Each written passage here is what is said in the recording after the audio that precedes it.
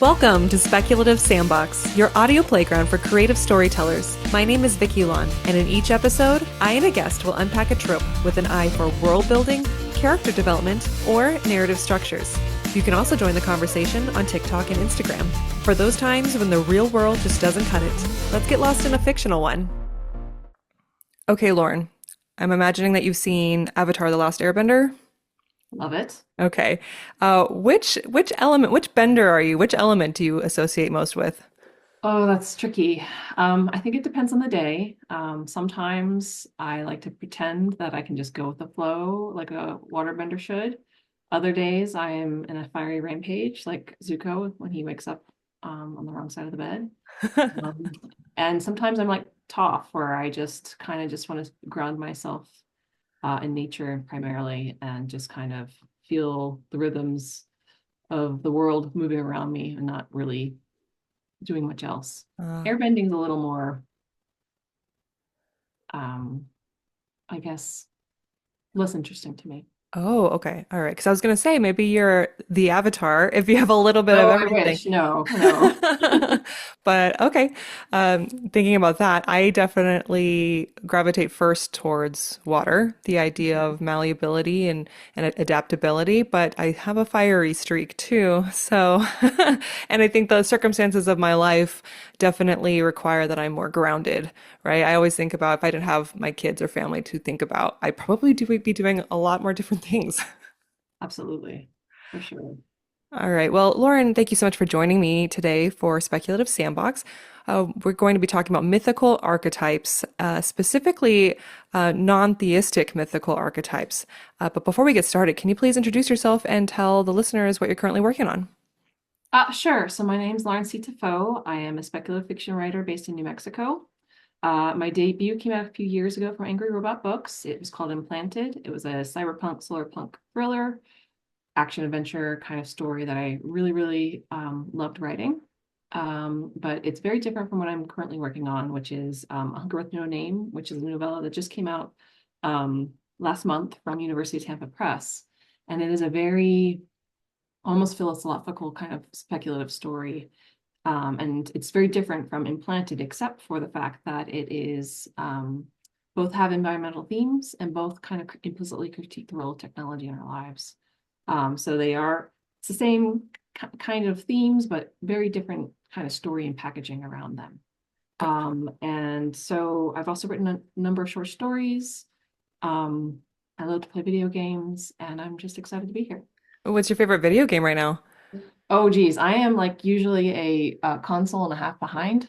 Okay. So I'm really looking forward to hopefully getting a PS5 for Christmas and playing Ghost of Tsushima and the second God of War um, sequel. That's awesome. I don't play a whole lot of video games, but I love listening to their soundtracks, especially when I'm working or writing. Fantastic music in those games. Absolutely. Absolutely. So, of the books that you mentioned, do either of those books contain this topic today, mythical archetypes, or is that one that you're currently working on? No, so A Hunger with No Name is pretty much where this kind of idea for this particular topic came up because I wanted to write a story about a culture that did not just default to gods and goddesses, controlling their fates or, some of the natural kind of phenomenon in their story world. And so I kind of had to put my thinking cap on and just like, okay, so I want to kind of convey the fact that they have a very specific worldview that's grounded in these certain traits and beliefs. And how do I convey that to the reader? And so basically I had to come up with a whole set of stories. And for this particular culture, much like ours, they are based on constellations in the sky. But each story is about an archetype that every person in their kind of community can kind of fit themselves in to kind of take a lesson, I suppose, from those stories. And there's no magic, there's no gods, there's no like spiritual kinds of whatever. It's all just cultural kind of beliefs that are being exchanged in these stories. Hmm. And When you so that got me thinking, like, oh, this isn't something we see a whole lot of in our field. That's very true. And that's so when you first came to me with this, the first thing that came to my mind was, oh, like the seven in Game of Thrones. But those are religious entities essentially. So for me, it was really interesting to kind of dig deeper into how archetypes can be used in societies that don't necessarily have a spiritual or religious link. So let's start defining mythical archetypes through the familiar first. For me, it was immediately thinking of religious symbolisms, but what are they? What are they? I think that's an open question, but Mhm. I like to think of it as we are storytelling creatures. And so I think they become these kind of shorthand for these kind of concepts that we see across lots of different cultures, not exclusively all cultures. And you might not see all of them in one culture. There's not a perfect kind of overlap there.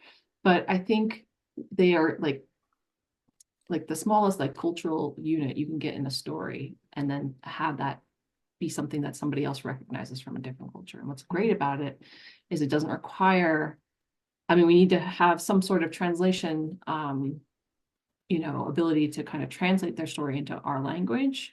But the concepts are something that you don't necessarily need to spend a lot of time to kind of tease out. So there's some that instant kind of recognition, even though we might live on different continents, we might live in different time periods, we can still understand some of these kind of fundamental kind of relationships and things that are being represented in the story format.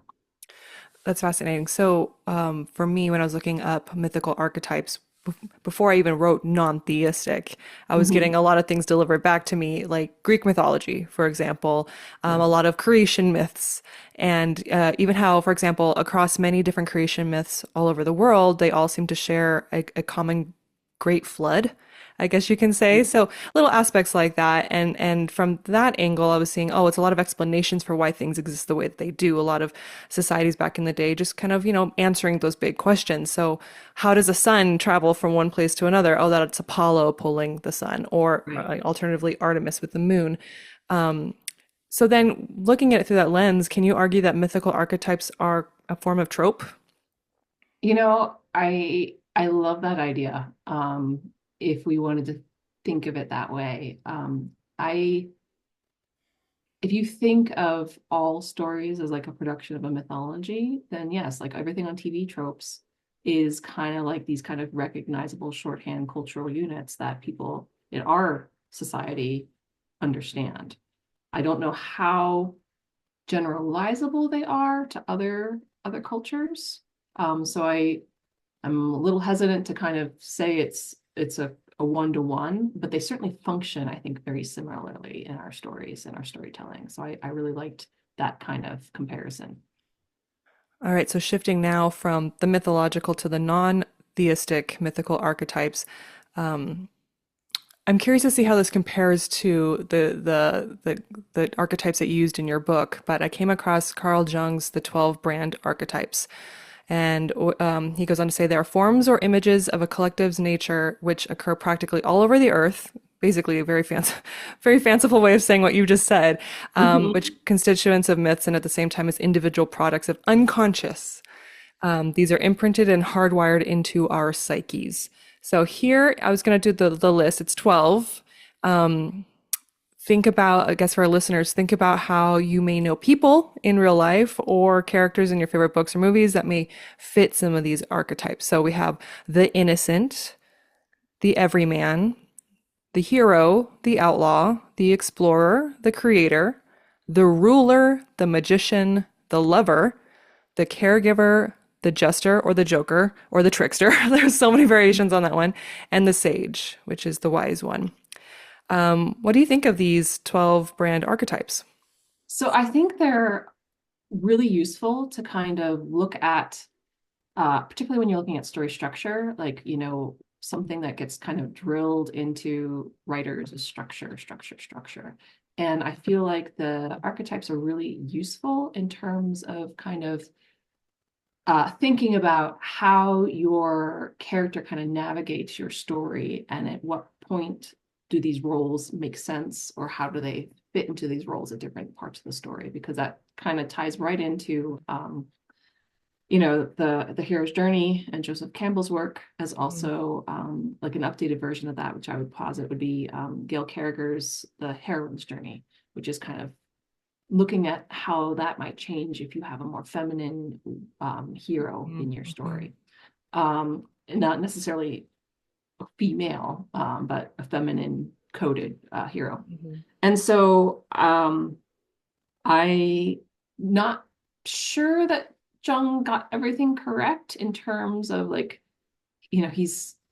I think when he was doing this kind of research, he was probably heavily influenced by the Western corpus. And he was probably also, there's some criticisms that he kind of like overgeneralized to the point where like things weren't useful anymore. But I think it's a really useful kind of way to look at stories, to look at also just like how we navigate the world sometimes. Because if you go around with like an innocent, kind of naive kind of view of the world, that's going to affect how you look at things and navigate things. Whereas if you see yourself as an everyman, that's going to change how you interact with the world too. So I think it's useful not only looking at our stories, but also just looking at our lives and how we handle situations that we find ourselves in.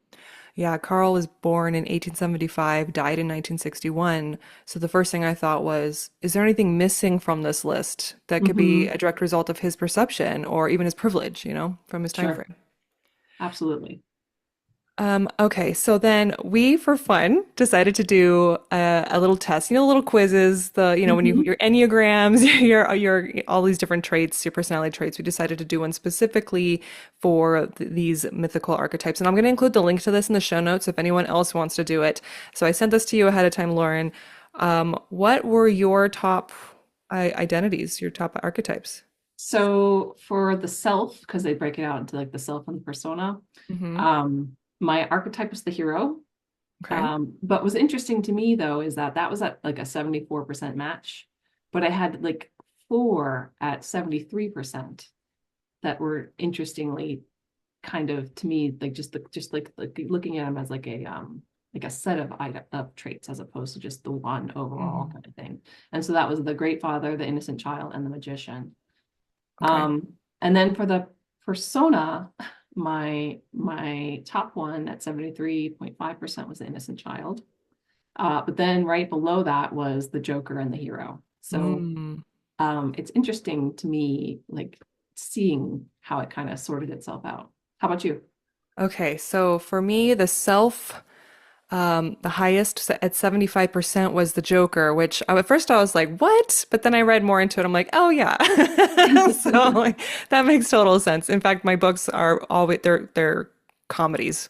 So I Okay, do feel like I live there perfect. in that realm. But follow-ups to it, a three-way split for 72% was Innocent Child, Hero, and Magician. I find that to be really interesting that the Innocent Child and the Hero are together. Go So together. innocent is defined as naive, but a breath of new life and fresh ideas. And the hero is strong and perseverant with boundless ambition. And I can see how those two would connect, especially if you have Hmm. fresh ideas and new breath of new life. As far as the persona, I also got Innocent Child at seven. Oh, actually, it was a two-way tie between Innocent Child and Hero, followed up by Joker and the Wise Old Man. So Yeah, interesting. I feel like you have to be an innocent child to try to publish sometimes. You got to keep hoping that, your story's going to break through, and otherwise, why do it? So, Yes, that's a yeah. great way to put it because there are times where I do a lot of artistic things, and I always joke that in order to become accomplished or successful or just reach your goals, is you have to have a degree of delusion. But maybe what It's was the it? innocent child, The innocent child is a better way to phrase that. for sure. Okay, so how would you say that non-theistic mythical archetypes like this here? Oh, actually, before I can move on to that, how do these line up with the archetypes that you explored? Sure. So, for me, I wanted to focus on a culture that was very like low tech. It's more complicated than that, but just, that's a good way to kind of describe it for this conversation. And so, archetypes I used were things like the laborer, so that everybody has a period in their life where labor has to happen, no matter what type of labor it is. So they had stories associated with the fact that when you're a laborer, these are the things that you need to be focused on, kind of thing. I had a story about the joyful one, which was again somebody who takes joy in different activities at different points in their life. And again, the person who's hearing the story can then fit themselves into that kind of role and see how that kind of applies to their current circumstances. I had one for the Great Navigator, who is somebody who goes on a journey and then comes back and learns stuff along the way and things like that. So I really wanted to focus on things that whoever was listening to it could imagine himself in that role, depending on their circumstances, as opposed to something like the hero or the magician, things like that, where there's a lot of like status things that are associated with that didn't really map well to this particular culture that I was writing about, if that makes sense.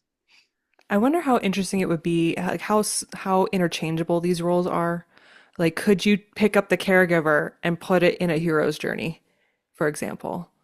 And would that be just a little bit more interesting? I think so. I think so. If you think of like the Dr. Sleuths or something like that, who have like that kind of compassionate care kind of role where they treat the sick and minister to the sick, and then there's not like crimes along the way kind of Hmm. thing. How do you think these archetypes would change culture to culture? Like, I Ooh, mean, it's kind of a weird question because the whole fundamental foundations of it is that it's supposed to be consistent across cultures. So maybe it right. just looks a little different from the other Yeah, I side. think so. I mean, I think sometimes like how caregiving is expressed in certain cultures differs across cultures. And not that there's not caregiving, it just looks different, right? In terms Hmm. of um how demonstrative they are, how they handle like physical touch and um that kind of thing. Like, there's certain cultures where, they bring their parents, their aging parents into their home and care for them until they pass away. And then there's people who, ship them off to a nursing home, and both ways are valid. It's just different ways of showing care, because the person shipping them off is saying, I don't have the resources for the time to give you what you need, kind of thing, as opposed to, I'm going to stop my life and take care of you. So both of those show care in different ways. It's just different. Hmm. And depending on your culture and what you value, you might gravitate to one scenario over the other. Yeah. I'm looking at hero and outlaw, and I can see how Mm, those things can be interchangeable depending on the culture, right? If you're in a culture absolutely. where like you're the rebellion, right? But you're the hero, Hmm. but they see you as the outlaw. Yeah. Are we the bad baddies? Yeah. Yeah. So listening to you kind of assign your sections of your book to different archetypes made me think instantly of like tarot cards, Sure. where like the death and the lovers and all that stuff. Do you think that's an extension?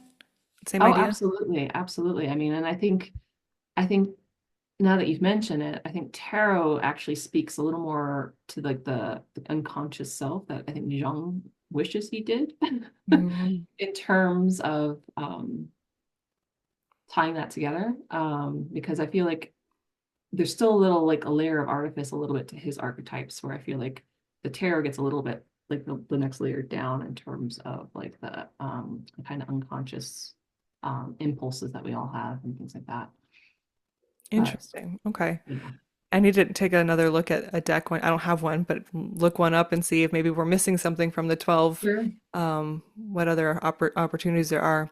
Okay, so how does these non-theistic mythical archetypes differ from traditional ones, or traditional religious ones specifically? Sure. So I think for me, in terms of how I approached it, is I feel like God's story, there are lots of awesome stories that feature gods and goddesses and their trials and travails and how they interfere with mortals and all that stuff. That is not no shade whatsoever on those stories. In fact, I'm writing one right now.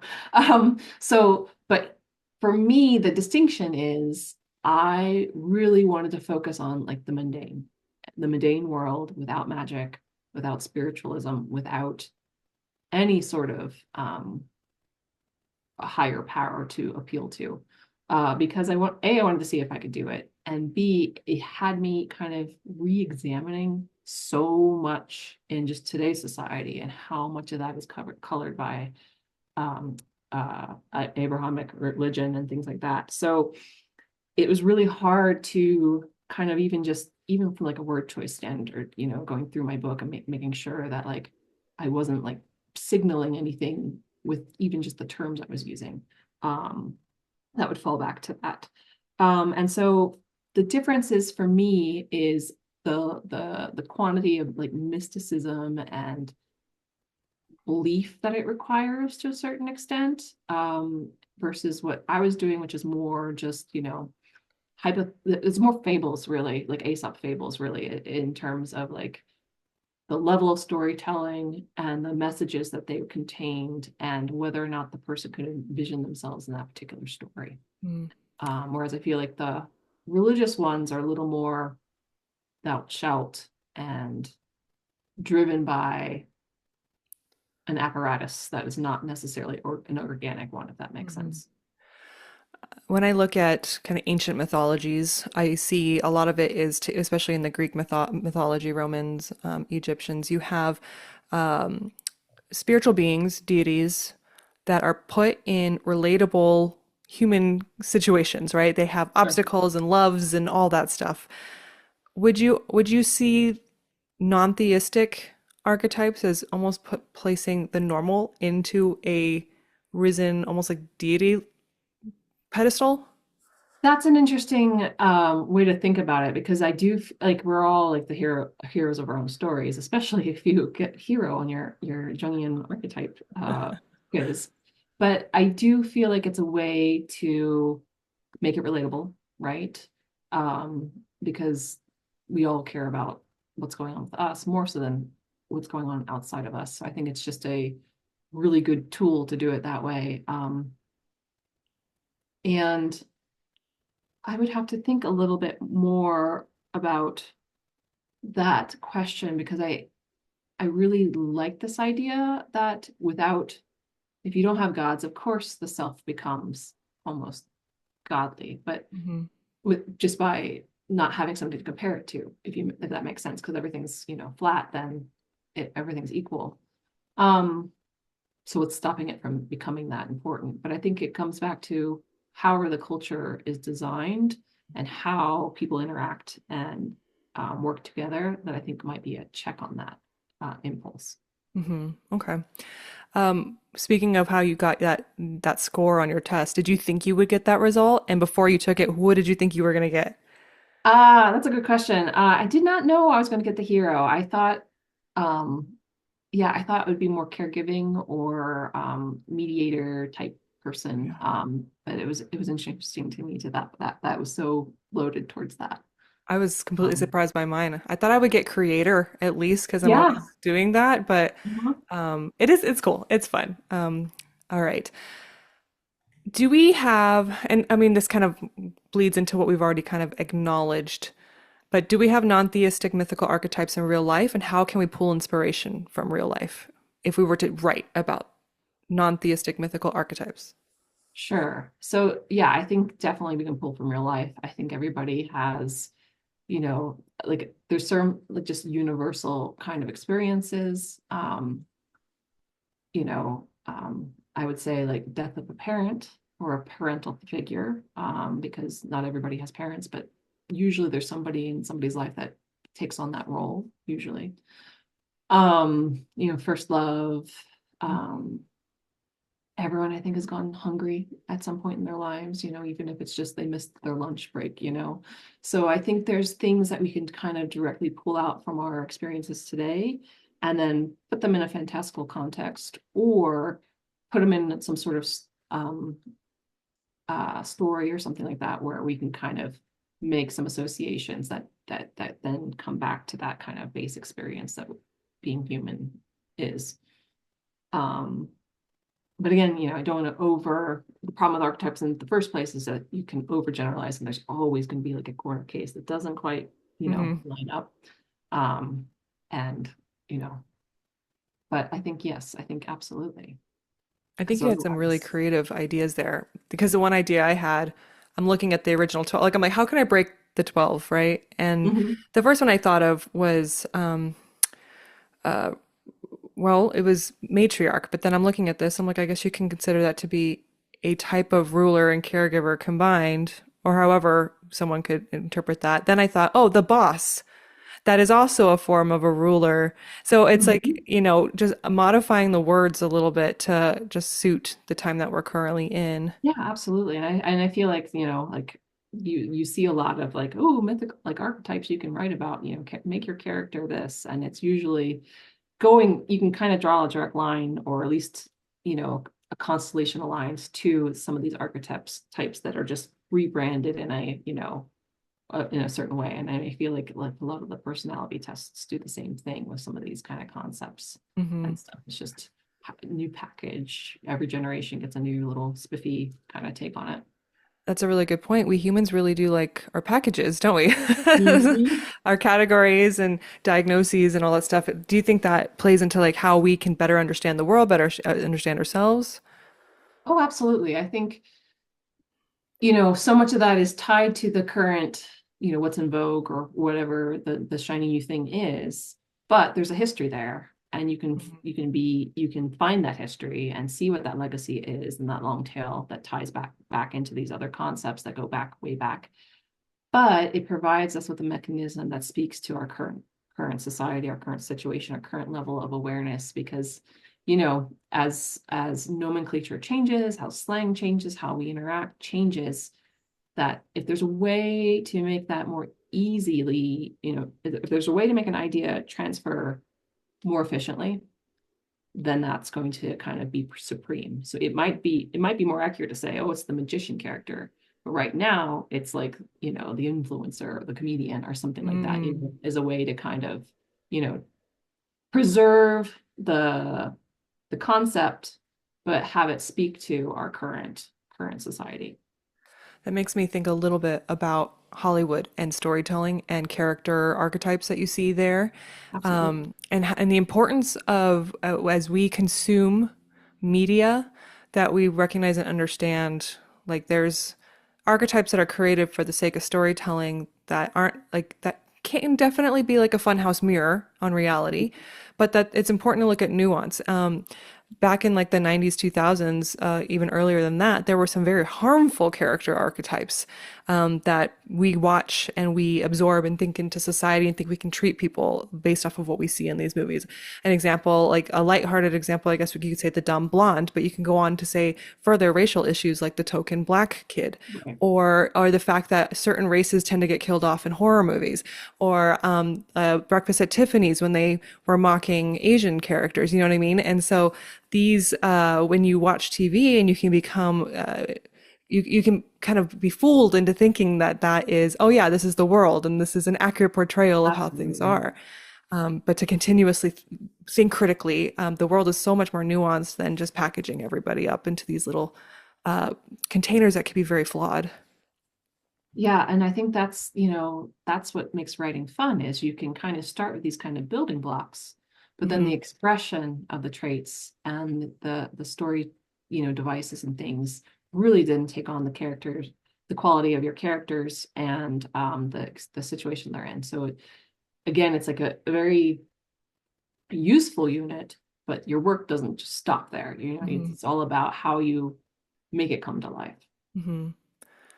Okay, common fictional tropes include things like prophecy, divine will, or fate. So, how would those things work in a world with non-theistic mythical archetypes as opposed to religious ones? Yes. So that is something that my main character actually really struggles with throughout the book, is like, well, I've learned all these stories. I've internalized all these lessons, and this is what I know that we believe in. And yet these terrible things are happening, and she doesn't quite have a story that suits the moment. And so she is frustrated by this. And so she has to, it's a way for her to kind of work through the problem on her own without any external help, right? And she has to kind of do some internal work on how to manage that situation and reclaim her own agency, right? But yeah, I think it's a way to kind of move away from, prophecies and, Deus ex machina, where the god, Hmm. makes something magical happen and everything's fixed. So I think it provides a little more, um, it provides a roadmap for stories that maybe don't follow some of those kind of tried and true kind of resolution patterns and things. I wouldn't say it's superior, because it comes with its own kind of thing like that. But it is a way to kind of force you to think about how you would solve these problems without that kind of formula to rely on. And so again, that was again part of like some of the intellectual challenge and enjoyment that I had in terms of crafting a story where that wasn't going to be your get out of jail free card kind of thing. Oh, interesting. Okay. Yeah, the answers in you all along kind of thing. Yeah. Yeah. Okay. All right. So let's talk to our writers out there who want to explore writing about non-theistic mythical archetypes. So in world building, how can these archetypes form the foundation of societal values or laws? So, yes, absolutely. I think, they come out of whatever that society is built around. So, if it's a trading society, then you'll have lots of um, ways to kind of talk about how trading kind of, you know, diffuses out into other parts of the society. So, you'll um, maybe you'll have an archetype with, the somebody who um, like the sailor, the trader, the the shop owner, things like that. But then you might also have spin it out to like, when you're at sea versus when you're on shore versus when you're on somebody else's shore and things like that, and kind of tease out these different kinds of modes. Uh, um, the thing that the society that I was writing about is a herding society. So there's times when they're at the settlement, and then there's times where they're on the graze. And those are very different modes that they have. So I could see like a trading society, but it being like, okay, when we're at sea, when we're at home, when we're working, and things like that. And so having that be like a very um, easy shorthand way to kind of encapsulate the different modes that your society has and how that kind of influences your characters throughout. So this, and I think sometimes some people really like building out like really specific worlds and with all these different kind of scenarios and all these different kinds of fiddly things. And some people love that, but I find it's a little, the simpler is the better. And then going really deep into how that kind of penetrates every layer of their society and their characters. Um, and that's where I fall on that kind of continuum. You mentioned earlier the laborer. Mhm. Okay, how can you walk us through that that character archetype's interaction in its society and how it would touch and influence the rules of your world building? Sure. So there's a lot of stories in the culture that deal with the laborer in these different situations. And so one is a story where the laborer gets distracted by the joyful one and misses an important sign, and then the settlement gets attacked. And so that was an example of, pay attention, do a good job, Mm-hmm. um, don't get distracted when you're supposed to be doing something else that's really important, even though it doesn't feel important at the time. So that was like one of the stories that I came up with. And then the other one was, oh, I can't even think of it right now, but the laborer is just a shorthand so that like when my main character is tired after doing a long day of work, her mom's like, well, the laborer is in us all, and there are these moments where we just have to give ourselves over to the laborer and put up Mm. with it kind of thing. So it's not just a story, but it also becomes like part of their nomenclature and how they speak to each other and how they kind of justify certain actions that they take and why, and that kind of thing. So if I'm hearing correctly, every person in the society could at some point identify as being a Mhm. part of a specific archetype. So it's almost like creating unity among the community members. Um, Absolutely. okay, that's kind of cool. And the idea that just give over to the laborer kind of gives a sense of shared responsibility or shared identity. Yep. Yep. And I specifically made all those stories non-gender specific. So that again, depending on who was listening to that story, that wasn't going to get in the way of them, being able to engage in it. How fluid do you think someone's identity can be as far as where they fall on the archetype scale? I think it can be very fluid. I think you can be many things at once. You can be many things, many different things, and like shift out of different roles and things over the course of a lifetime or over a course of a certain activity. And I think there's things that we can all kind of like aspire to at different moments in our life as well, to kind of give ourselves like a focus or a task or something to kind of go after, and finding ourselves in one of those mindsets versus a different one might be more useful to kind of go after that particular goal and things like that. What general advice do you have for writers who want to kind of dabble in this? How can they begin? Well, I think the biggest benefit to me was kind of, going through my assumptions about how we communicate meaning, how we communicate, cultural bonds and things like that, that aren't rooted in religious kinds of language or some sort of symbolism or some sort of ritual kind of thing. And just doing that kind of work, even if it doesn't necessarily show up on the page, is going to tell you an awful lot about how you have kind of absorbed some of the stuff just by living in America or whatever country you're in terms of how that kind of apparatus infects your daily life, even if you're non-practicing or have dabbled in other different religious or organizations and things. So it'll tell you a lot about how you've already been kind of influenced by these things. It'll tell you a lot about how it operates and how you can then use those kind of techniques to tell your stories, whether you want to do it in this mode where it's non-theistic, it's non-denominational, it's very cultural as opposed to religious, or if you are writing religion and being a little more purposeful about how you are showing it operate on the page. Because again, there's a lot of times where, oh yeah, it's a religion.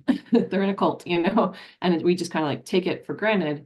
But there's very specific ways in which these things operate, and then being more mindful of that, and then how you can then capture that on the page will just make your work just feel more grounded, more realistic, which is always, I think, a great goal to aim for.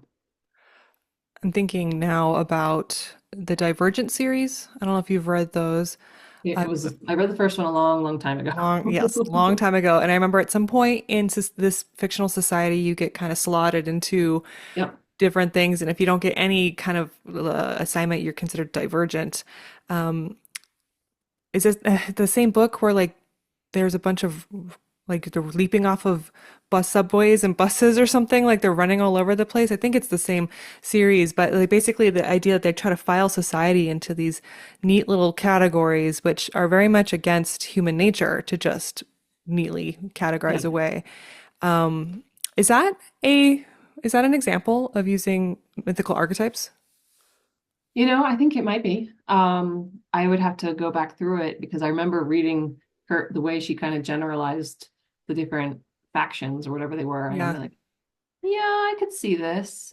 I could also see how, again, it's like, same concept, different packaging kind of thing from like Mhm. a INFJ, Myers-Briggs kind of thing, Yeah. So I, and just from like a writing perspective, you don't want more than four factions. You probably don't want more than three if you can help it, just in terms of like managing your story, right? Because that's a lot to kind of juggle. But it's like the houses in Harry Potter, Gryffindor, Hmm. and all that stuff. Like, you create your program, right? Hmm. And slot people into it. And then it's shorthand then that you can then rely on for the rest of your story. So it's very useful. It's the same thing if you're writing epic fantasy and you have, all these different factions on different sides and things. They might not have, they might have, this particular culture might be very warlike. This one might be very peaceful. And they express it in different ways. But again, it becomes then shorthand later on in the story where you can see how somebody from this society interacts with somebody from this society in a very different way. So it can be very useful. is what I would say. And yeah, I do think that's a good example of non-theistic ones because it's definitely rooted in personality and I wasn't it also in terms of like their job aspirations or something like that too. Yeah. Yeah. So yeah, I think that's an interesting example. All right. Well, Lauren, thank you so much for teaching me more about this. Something that I realize is very close to my daily experiences and knowledge, but being able to sit down and really walk through it from a writing perspective it was great for me. So, do you have any additional remarks that you'd like to make for our listeners? One thing I would like to share, if that's okay, it's something I saw online and I retweeted it the other day. And it says, this is from Matthew G. I don't know anything about him, but just this line that he said on Blue Sky it was. The stories we tell ourselves, be they about climate, life, religion, ourselves, or any other aspect in life, are very powerful. Be your own librarian. Choose wisely which stories you will believe and know why. That's a great quote. Thank you for sharing that. All So, right. Where can our listeners find out more about you? my website is www.laurencteffeau.com. I'm on Blue Sky. I'm on Instagram. I'm still on X, but it's just a lot of shit posting. And my books are available wherever books are sold. All right. Thank you again, Lauren. It was great having you here this week. Thanks, listeners, for tuning in, and I'll see you next week. Bye.